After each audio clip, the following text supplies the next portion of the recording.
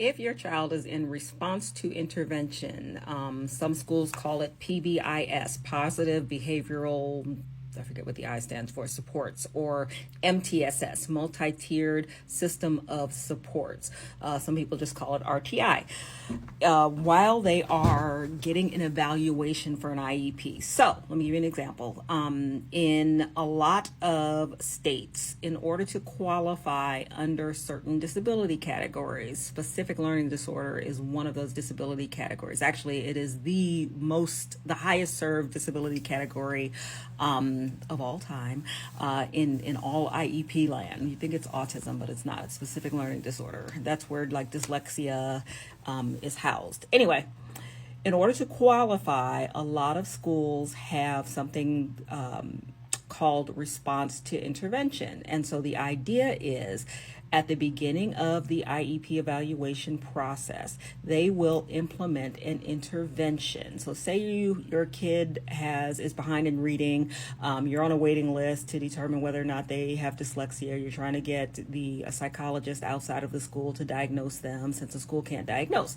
And so the waiting list is 8 months or whatever, and you want to get them an IEP and get help. And so the school does not have waiting lists. They have a mandated timeline that they have to follow, up to 90 days in most states, from evaluation to an IEP, 60 days to determine eligibility. But anyway, so as a part of that process, many states have something called response to intervention. The idea there is they will implement a scientifically research-based intervention during that 60-day evaluation timeline. So they will start by saying, Kimberly, we suspect that she has a specific learning disorder in reading. We're going to do an intervention in addition to academic testing, IQ testing, observation, looking at grades, all this other stuff, whatever your state mandates is done minimally for that child to qualify under specific learning disorder.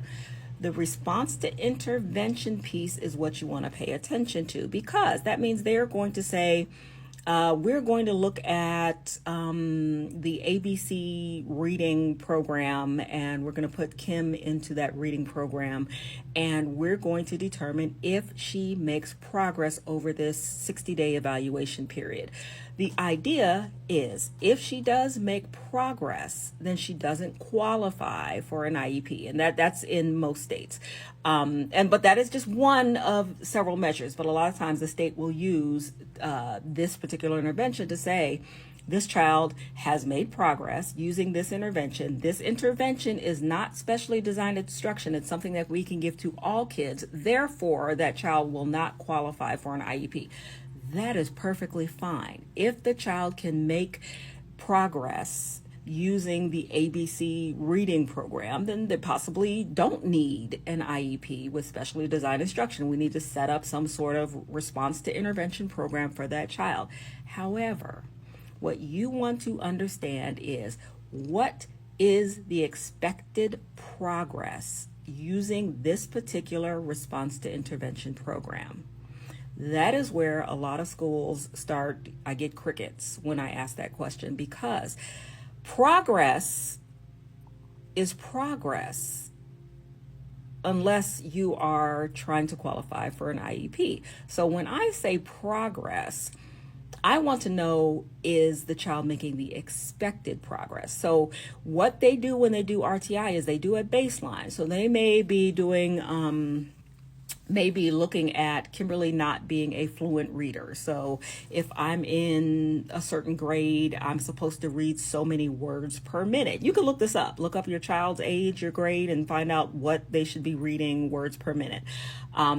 Now, accuracy, I might be 100% accurate if I'm in second grade, reading a second grade level book, but I'm reading it with 100% accuracy, but it's taking me a long time to read. So maybe I am reading 10 words per minute, which is not good. I should probably be reading like five or six times that as a second grader. And so that, if you can imagine, yeah, I'm getting it all read, but I'm reading it slowly and it's taking me forever to read it. And that is going to be a problem if I'm in a class where they're only spending 40 minutes on reading, where I might need to spend 66 times that time on the reading assignment. So anyway, so they're going to get a baseline. So say my baseline is I'm reading 10 words per minute, and then they are going to, should be able to tell you during that RTI time what is the expected progress. So in 60 days, what is Kimberly, how much should she be reading more words per minute? Do not let them not tell you that. Because what I have seen happening is we get to the end of the 60 days and it says, oh, she has made progress. Therefore, she does not qualify for an IEP. And either we don't have a baseline, or we do have a baseline and the progress is, she started at 10 words per minute reading. She is now at 12 words per minute reading. That's progress. Therefore, she doesn't require an IEP. That is not progress. And so the team needs to be able to come up with what they think is progress. And these are all things that these programs, if they are scientifically research based, they are supposed to give you an expectation of progress. So the ABC reading program is going to give you a range. We expect a child who starts at this level to get to this level in this amount of time. They all have to be able to do that. Otherwise, they are not scientifically research based to improve that child. And so don't get caught in that little cycle of, well, we think it's progress.